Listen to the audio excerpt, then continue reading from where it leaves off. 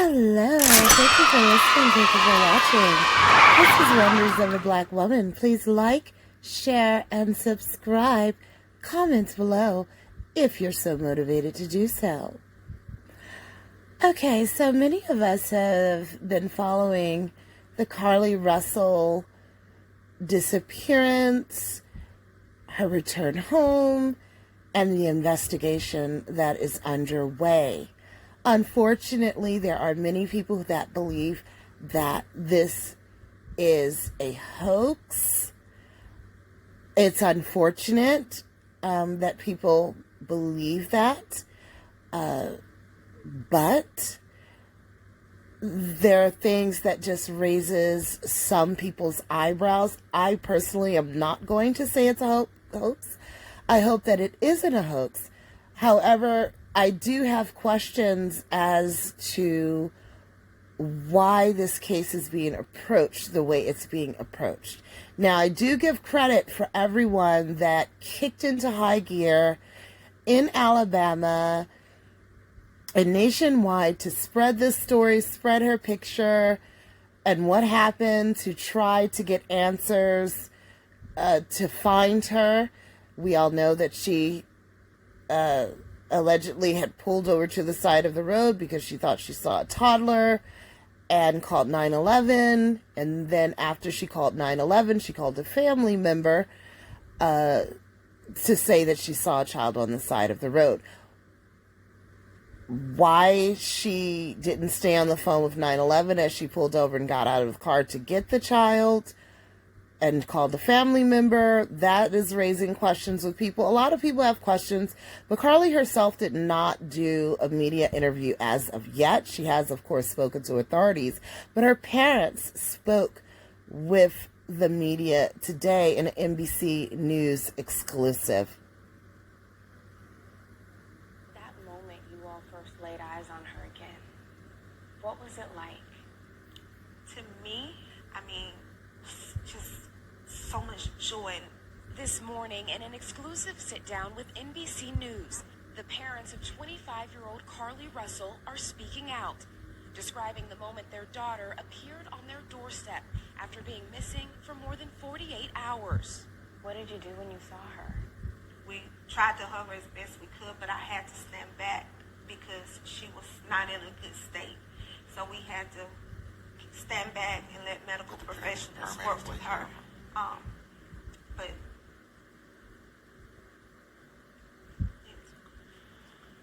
Last Thursday, police say Carlee called 911 to report a toddler walking alone on the interstate. She pulled over while on the phone with a family member who described hearing Carlee scream. Her vehicle's unlocked, running, all her personal belongings except for her phone. On the scene, police found no sign of Carlee or a child, and they say no children were reported as missing during that time period. The Russells waited in agony until Saturday night. there were actually just so many calls and texts from people who maliciously lied to us. I just didn't know people could be so evil. Authorities have not indicated where Carlee was during the 48 hours she was missing or what happened. Her parents declined to share what their daughter told them, citing the ongoing investigation. And can you tell me what happened Saturday night? Did you just get a knock at the door? Anything leading to the case itself, we can't discuss that. Now, I just want to comment right there, because why not? Why not? What's the secret? You know, if I were abducted and I fought my way to get home, I'm telling who it was, who did it, what they looked like, smelled like, walked like, talked like. I'm reporting everything, because I want this person caught, and I don't want this person to do this to someone else. What's the secrecy? I don't understand it. And, you know, that's it's like, okay, now she's home, so you don't care about everyone else? When so many people chipped in to try to find her? You know, what did the abductors look like? Was it one? Was it more than one? What did the car look like? But the fact that this happened and the authorities, usually in cases like this, the authorities, they're going to put out a sketch. They're going to put out a car, make, model, license plate, something to let the public bolo what's going on and what to look out for. You know, it's just causing more suspicion, and I really hate this. I do. Speculation about the circumstances surrounding Carlee's disappearance are only making things worse. She's having to deal with the trauma of people just making completely false allegations about her. Her family now urging the public to let the investigation play out, but mentioning an abductor. Her mother asking to read a brief message to the public. Carlee has given detectives her statement so that they can continue to pursue her abductor. Do you believe that there's an abductor still out there? Absolutely. The fact that the reporter would ask her, do you now look at this interview. These parents are devastated that their child allegedly went through this traumatic experience. Of course, they believe their daughter. And the interviewer is asking her, can you believe that there's an abductor still out there? Basically, do you believe your daughter is telling the truth? Right? Because if your child said that somebody kidnapped me and I fought my way out and I escaped and I came home, and someone asks you, well, do you believe an abductor is still out there? What, did they disappear? What, did the abductor disappear? Or are you trying to ask this woman, do you believe that it's a hoax? Absolutely. NBC News has reached out to the Hoover Police Department to ask whether they're looking for an individual involved. Police have just said they're following up on all information provided by Carlee. Now, wait a minute. They're asking, well, are you searching for the abductor? Because, of course, people, when someone's abducted, you want to get any tidbit of information about this abductor. A partial license plate, make, model of the car, what the person looked like, smelled like, talked like, something, so the public can, start pouring in leads or something. And so for the reporters to ask the investigators, well, are you searching for an abductor? They basically are trying to get to the crux of the matter. Is this a hoax? Do you believe this is a hoax? And the fact that they're guarded on saying whether they're looking for an abductor, I'm sorry to the parents that this happened and that you're upset. I'm sorry to Carlee. But you can't blame people for having suspicion and questions because of the way things are being laid out. You just can't blame people for having questions.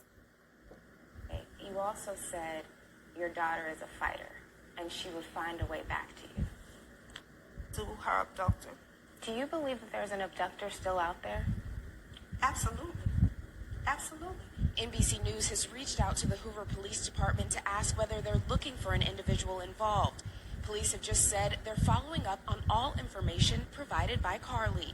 And when I talked to you all on Saturday, you also said your daughter is a fighter and she would find a way back to you. I felt that in my heart. Is that what is the father's lips sealed shut? However, we can't discuss the details of that. But they say one thing is Now, clear. wait a minute. Do you believe? You can't, did she Uber home? Did she walk home? You can't discuss that. How many abduction cases have there been where they're telling it all? Why are you so closed-mouthed on how she got home? And why is the father sitting there with his mouth sealed shut? Why is the mother doing all the talking? He's just sitting there like his mouth is sealed shut, nodding his head. Just something, his instincts or something on the inside makes him feel that there's something fuddy-duddy about this himself.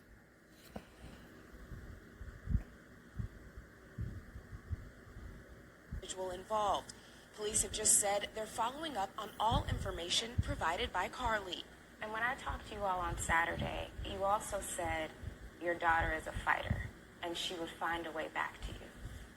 I felt that in my heart. Is that what happened? She did. She found her way back to us. However, we can't discuss the details of that. But they say one thing is clear. Do you believe she was fighting for her Oh, life? she definitely fought for her life. There were moments when she physically had to fight for her life, and there were moments when she had to mentally fight for her life. But she made it back to you. She made it back. Oh, he speaks. He speaks. He speaks. For a minute there, I thought it,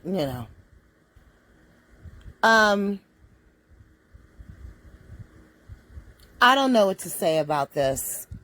I am glad that this young woman is home and that she's safe. She had to fight for her life. Hopefully there's some DNA evidence or something that they can get from her. I hope that more information is forthcoming about any information they can tell us about this abductor. Because was it just targeted towards her, or is this person out in a potential threat to other women? Obviously, this person is a threat to society, and we need to get down to the bottom of who this person is. And I just don't want black women to think that because she was a black woman, that that's why all of this hoax, quote unquote, stuff is circulating around about her. Because when people found out that she was missing, a lot of people kicked into high gear to find her, and it made national attention. So it's sort of unfair to say that people are mistreating this case because she's black.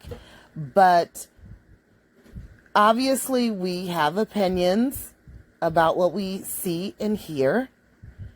And when people see and hear certain things, it raises questions. And the parents have to understand that. You can't just expect everyone to just buck off and not have any questions. Of course, people have questions. Of course, women are concerned that they could be next. The way that they're so guarded on so much information, even information on how she got back home, what the abductor looked like, or any information about the actual abduction. It just seems unusual because that's not what happens in other abduction cases. People want to get as much information out there because it's a matter of public safety.